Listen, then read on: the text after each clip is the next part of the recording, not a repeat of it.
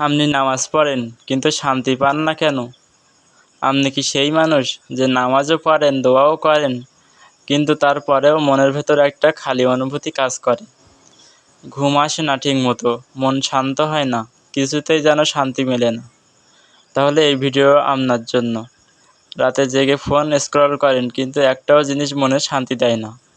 ভালো খাবার খান, সুন্দর জামা পরেন, লোক দেখায় হাসেন, কিন্তু ভিতরে জানেন আপনি ঠিক নেই। কারোর সঙ্গে কথা বলতে ইচ্ছা করে না, অথচ একলা থাকতেও কষ্ট হয়। আপনি হেরে যান এমন কিছুতে যা কেউ দেখে না। বলুন তো, এর মানে কি আপনি খারাপ মানুষ? না ভাই, আপনি শুধু হারিয়েছেন আপনার ভেতরের আল্লাহকে। আল্লাহ বলেন, যে আমার স্মরণ থেকে মুখ ফিরিয়ে নেয় তার জন্য সংকুচিত জীবন নির্ধারিত। সূরা তহা আয়াত 124। আপনি নামাজ পড়েন, কিন্তু সেটা কি শুধু রুকু সিজদা, নাকি এমন কিছু যাতে আপনি আল্লাহর সামনে নিজের ভাঙা মন নিয়ে দাঁড়ান? নামাজ তখনই শান্তি দেয় যখন আপনি তা অনুভব করেন। দোয়া তখনই কবুল হয় যখন আপনি তা বিশ্বাস করে বলেন।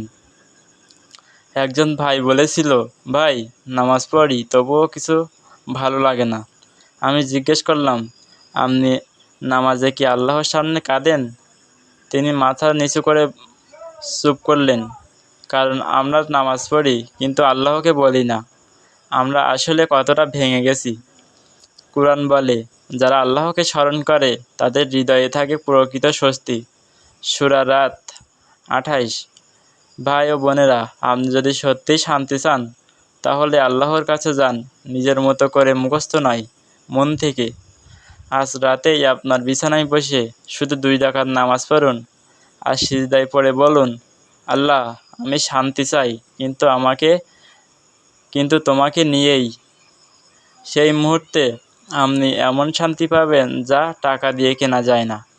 আর যদি মনে করেন এই ভিডিওটি আপনার হৃদয়ে নাড়া দিয়েছে, তাহলে একজন বন্ধুর সাথে শেয়ার করুন এবং চ্যানেলটি সাবস্ক্রাইব করতে ভুলবেন না।